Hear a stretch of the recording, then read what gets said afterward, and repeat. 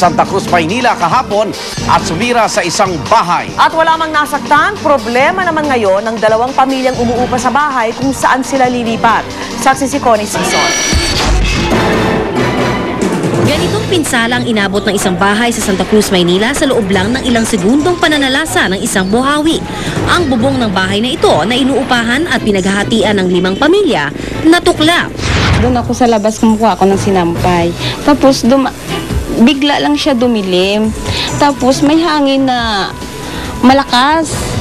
Tapos nahulugan pa nga ako ng kahoy. Tumakbo ako, punta ako sa mga anak ko. Paglingon ko, wala na akong yero. Ito yung kanilang kitchen kung saan nakita natin ang kanilang yero nandyan pa. Bagamat yung kanilang kisame ay nadali na, no? Pero dito kung saan naroon yung mga kwarto, makikita natin na wala ng yero, kung hindi kisame na lamang ang natira. Kaya naman gayon na lamang ang kanilang pangamba dahil sa pag-umulan, tiyak papasukin ang kanilang buong bahay at wala silang masisilungan. Tulong lang kahit papaano.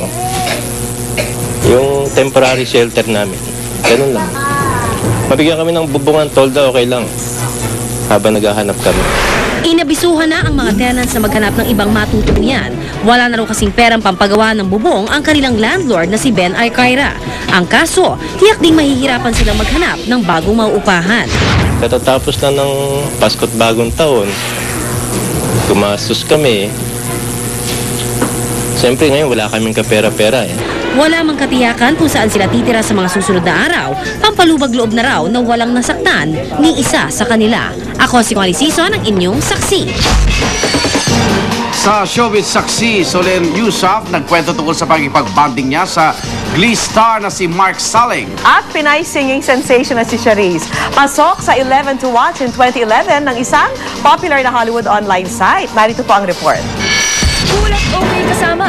Ganyan inilarawan ni Solen Yusuf ang Glee star na si Mark Salling o mas kilala sa pangalan ng kanyang character na si Puck.